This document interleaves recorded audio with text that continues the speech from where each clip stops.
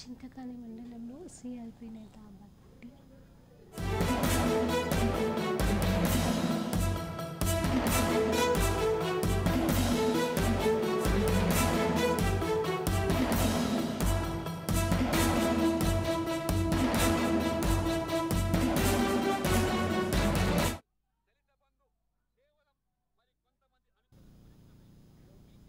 BRS ప్రభుత్వ పాలకుల వల్ల తెలంగాణ రాష్ట్ర ప్రజలు నష్టపోయారని సీఎల్పీ నేత భట్టి విక్రమార్క అన్నారు.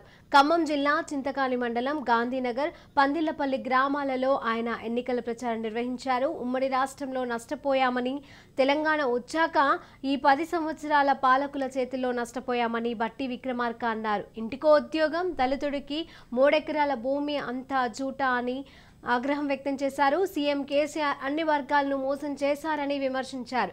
రాష్ట్రం అంధకారం కాకుండా కాపాడుకోవాల్సిన అవసరం ఎంతైనా ఉందన్నారు భట్టి విక్రమార్క. వచ్చే ఎన్నికల్లో కాంగ్రెస్ కు ఓటు వేసి గెలిపించాలని కోరారు.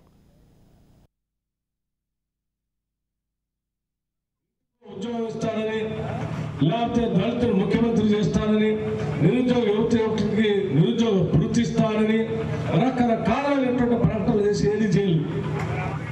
అలా ప్రకటనలు కాదు, మనం చేయాల్సింది గ్యారంటీగా అమలు చేద్దాం అనుకున్నటువంటి పథకాల్ని మనం సంతకం పెట్టి ప్రతి ఇంటికి గ్యారంటీ కార్డు పంపిద్దాం. రేపు పొద్దున మన ప్రభుత్వం అధికారంలోకి వస్తుంది, రాగానే ఆ గ్యారంటీ కార్డుని ఏ కుటుంబాలైతే తీసుకొని వస్తాయో ఆ గ్యారంటీ కార్డు ఉన్నటువంటి వాళ్ళందరికీ కూడా ఈ 6 పథకాలను నేరుగా అమలు చేస్తామని చెప్పి సంతకాలు పెట్టి గ్యారంటీ కార్డుని మేము పంపించాం. ఈ రాష్ట్ర సంపదని ప్రజలకే పంచాలి. ఆ ప్రజలకు పంచడం కోసం మనం రాష్ట్రం ఇచ్చాం.